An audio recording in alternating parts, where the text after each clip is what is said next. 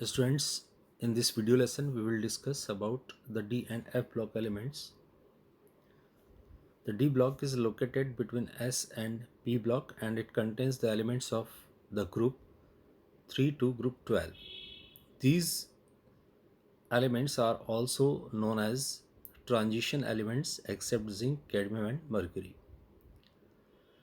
F block is located outside the periodic table in two rows of 14 elements each. The elements of D block are metals, and there are mainly three series of the transition metals. The first transition series involves the filling of 3d orbitals. It starts from scandium and goes up to zinc. The second transition series involves the filling of 4d orbitals and includes 10 elements from yttrium to cadmium. The third transition series involves filling of 5d orbitals and it goes from lanthanum to mercury, omitting 14 elements cerium to lutetium because these 14 elements belong to F block. And the fourth transition series, that is 6d series,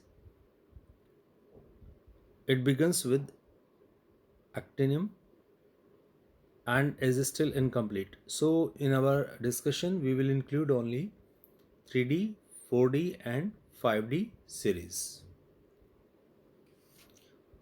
The general electronic configuration of the D block elements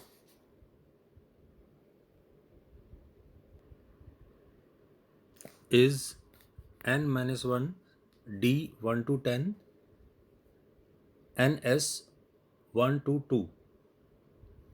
In this general electronic configuration of these elements, n-1 stands for the inner d orbitals which may have 1 to 10 electrons, and the outermost ns orbital may have 1 or 2 electrons.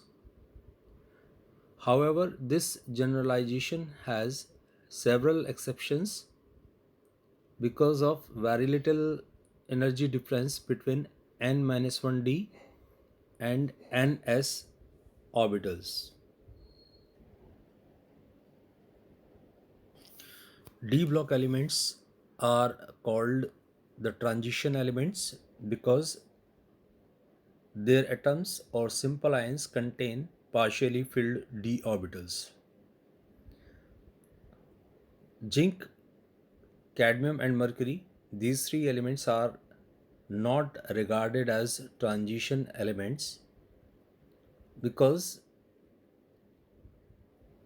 they do not have partially filled d orbitals neither in their atoms nor in their simple ions.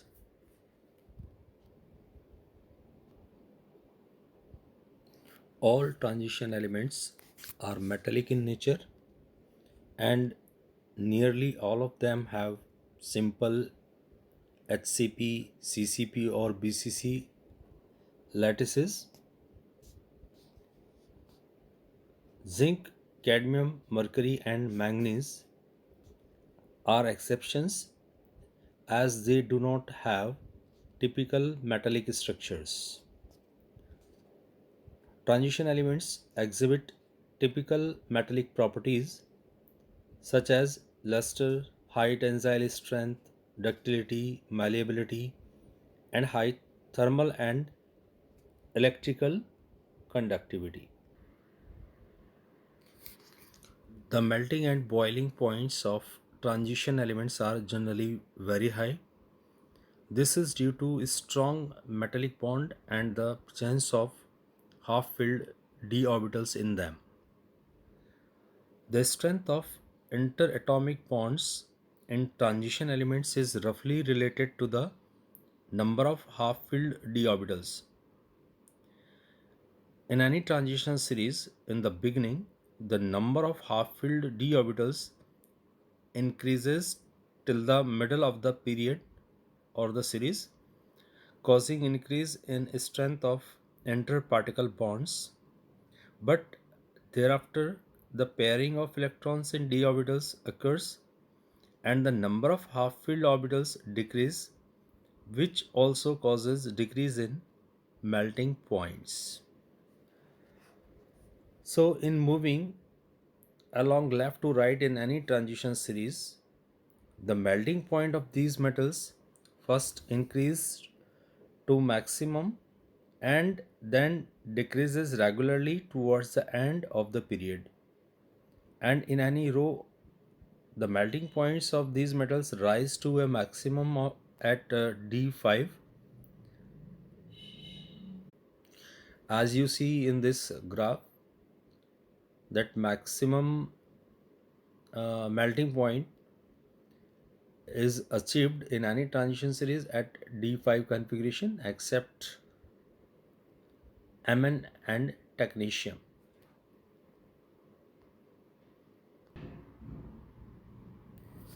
Enthalpy of atomization of transition elements are generally high because of strong interatomic interactions.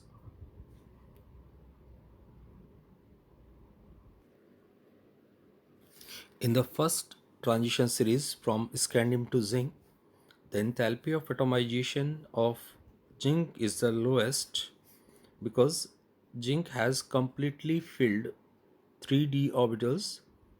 Therefore, these electrons are not involved in the formation of metallic bonds, and due to which the interatomic metallic bonding is the weakest in zinc and it has the lowest enthalpy of atomization. The atomic and ionic radii of transition elements are smaller than those of S block elements and larger than those of P block elements. Among the elements of the particular transition series, as the atomic number increases, the atomic and ionic radii decrease because of increasing atomic number. The nuclear charge increases as well as the screening effect also increases, and the increased nuclear charge is partly cancelled by the increased screening effect of electrons in the d orbitals, and therefore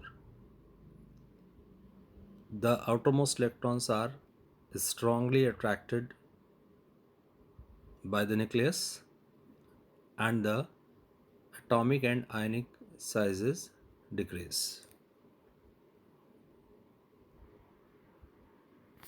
The ionization enthalpies of transition elements are higher than those of S block elements but lower than P block elements.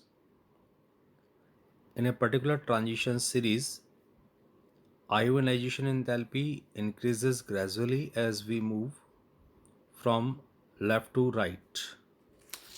This is also because of the increase in nuclear charge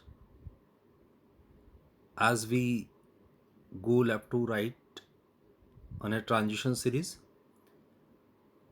due to which the effect of increase in nuclear charge is partly cancelled by the increase in screening effect. That is why the ionization enthalpy increases.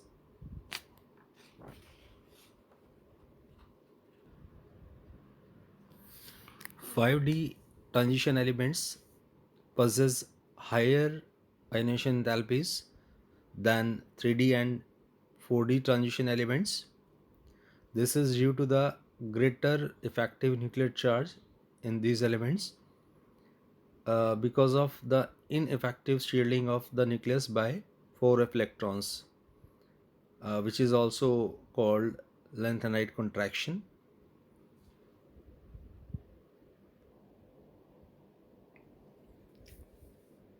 The transition metals exhibit a great variety of oxidation states. The variable oxidation states of transition elements are due to the participation of Ns and N-1d electrons in bonding. The lower oxidation state is generally exhibited when Ns electrons participates in bonding, and higher oxidation states are shown when Ns as well as N-1d electrons take part in bonding.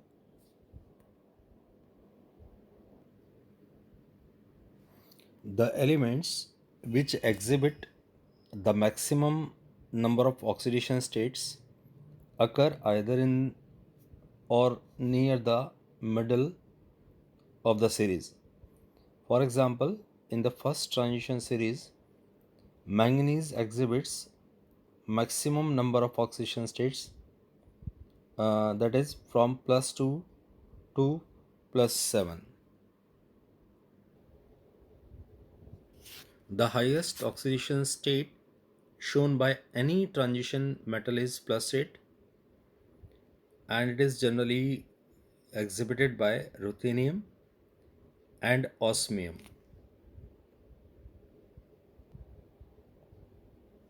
The elements in the beginning of the series exhibit fewer oxidation states because they have a small number of electrons which they can lose or contribute for sharing. The elements at the end of the series exhibit fewer oxidation states because they have too many d electrons and hence have fewer vacant d orbitals which can be involved in bonding. The oxidation states of transition elements differ from each other by unity, whereas in non transition elements, oxidation states differ by 2.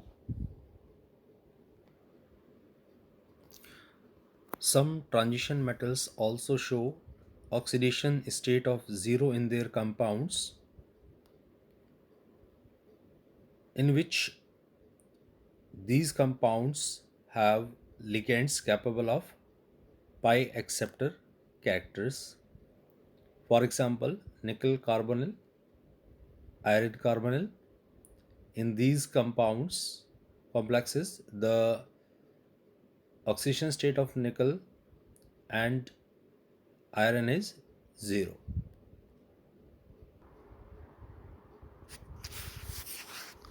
The standard electrode potential values for this redox couple indicate a decreasing tendency to form divalent cations across the series.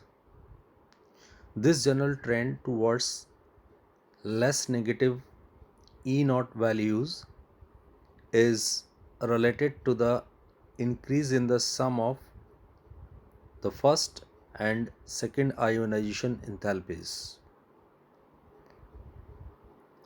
and the unique behavior of Cu because it has positive E naught standard electrode potential, that is due to the greater amount of energy required to transform copper atom from its solid state into its divalent cation in gaseous state, which is not balanced by the enthalpy of hydration, and due to the reason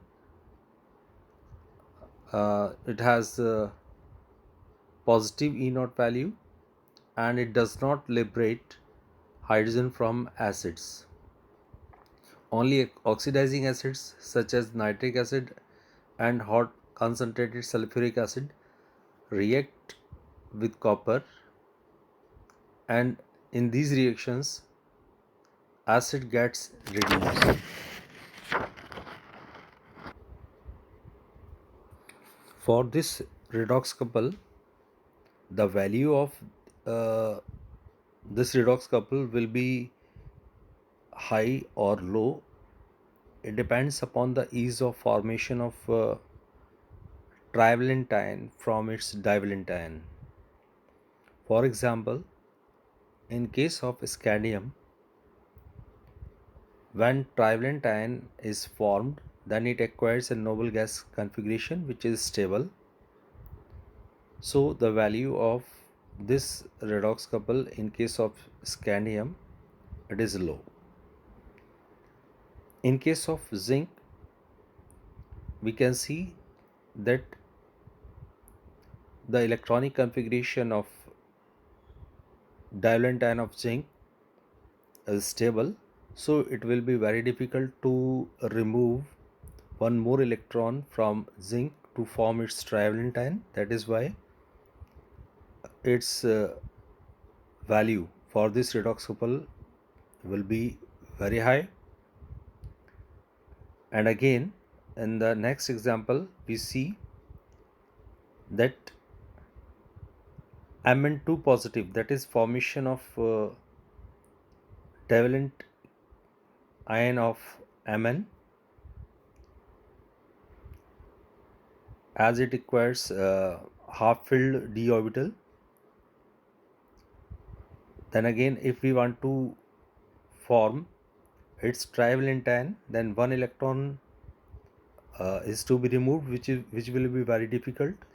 Therefore, the value of E naught for this redox couple will be high. Whereas in case of iron, we see that in order to gain the stability from its divalent cation to its trivalent cation, one electron is to be removed from its divalent ion, and then after removing one electron it acquires the stability, and the formation of its trivalent ion is very easy. So the E naught value for this redox couple will be low. And again, if we look at the formation of divalent cation of vanadium, then it has the half-filled T2G level. That is why the formation of its divalent cation is easy.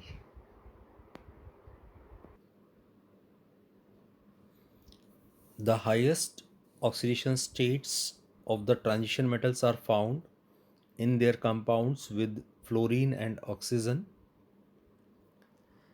The ability of fluorine to stabilize the highest oxidation state is due to either higher lattice energy, as in case of cobalt trifluoride, and the ability of oxygen to stabilize highest oxidation state is due to its ability to form multiple bonds with metals.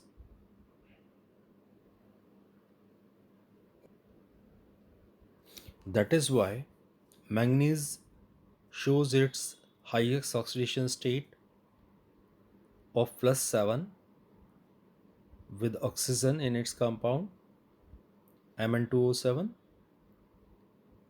then its fluorides.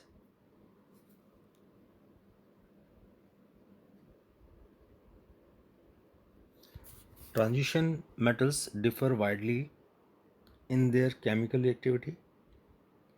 Many of the transition metals are sufficiently electropositive to dissolve in mineral acids. However, some of them remain unaffected by simple acids and behave as noble metals.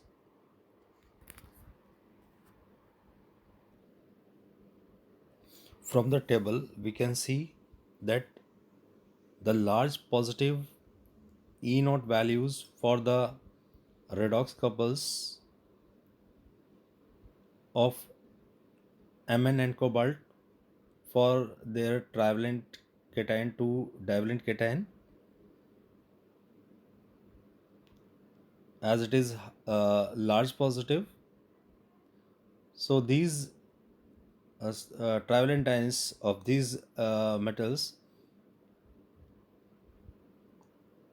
are the strongest oxidizing agents in aqueous solutions, whereas for the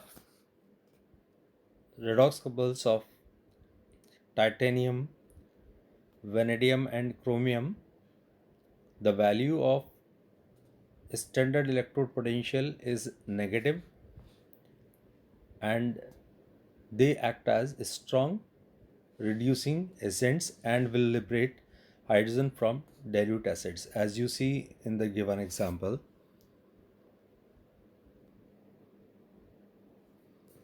Now we'll discuss the magnetic properties of transition elements.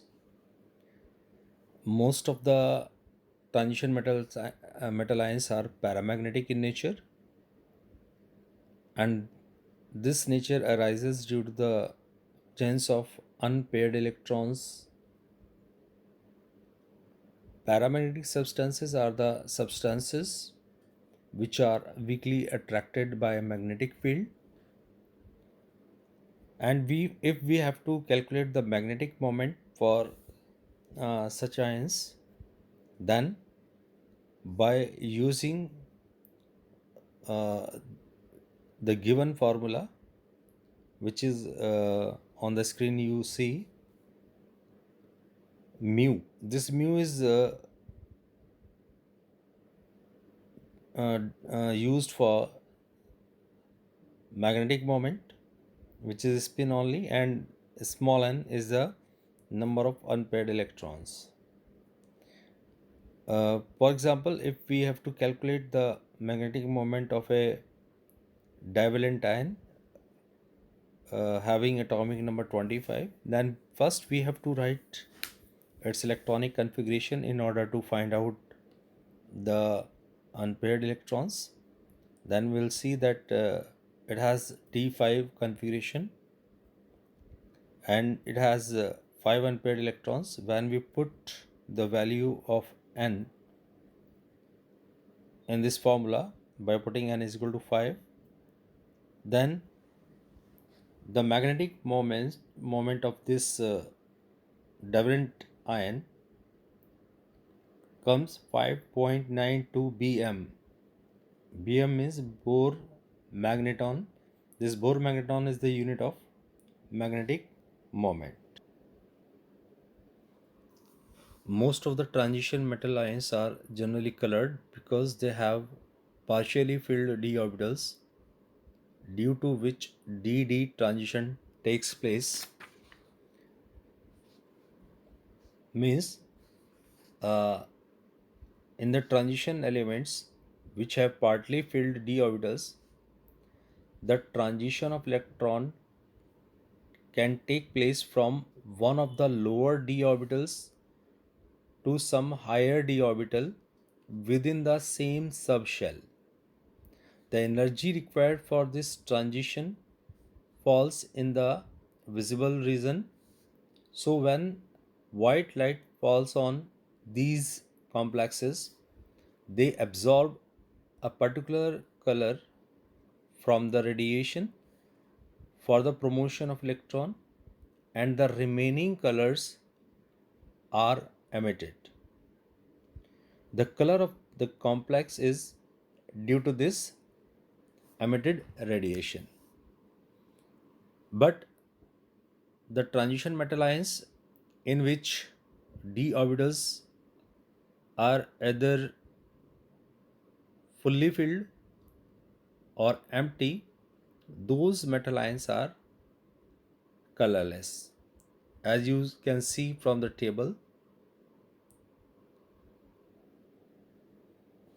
cupric salts are bluish green due to absorption of red light, and titanium trivalent ion salts appear purple due to absorption of yellow light.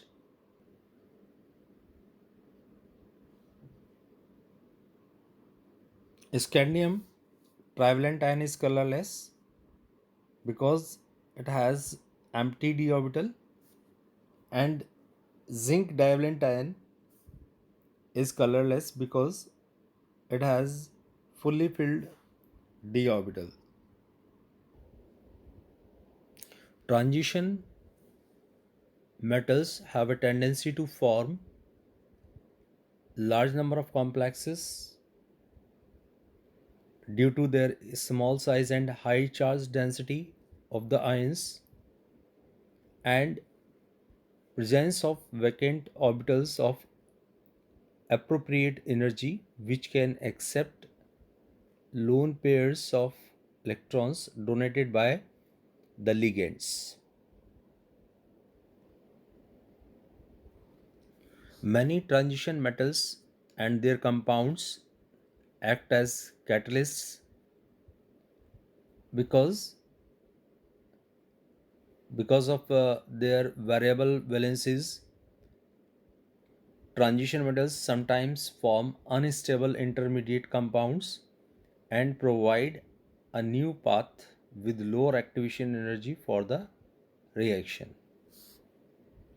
And in some cases, transition metals provide a suitable surface for the reaction to take place. The reactants are adsorbed on the surface of the catalyst where reaction occurs.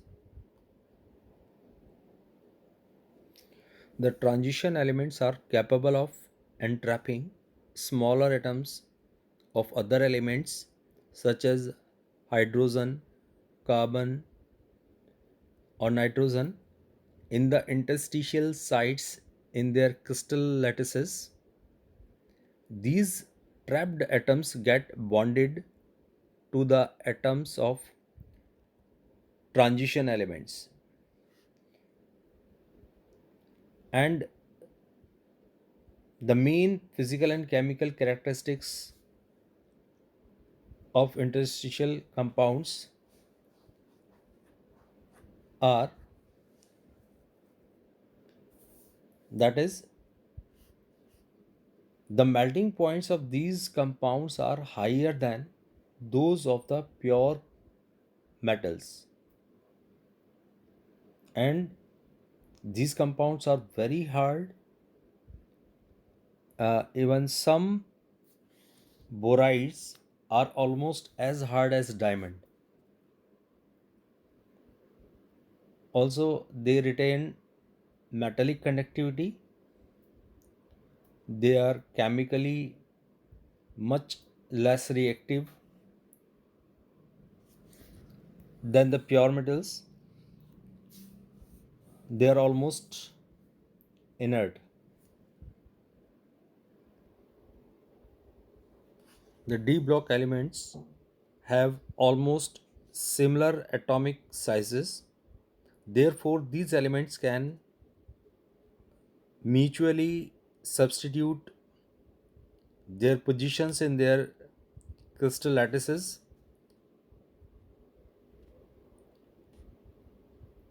and they form alloys like brass. Brass is the alloy of copper and zinc. Bronze, which is the alloy formed by copper and tin.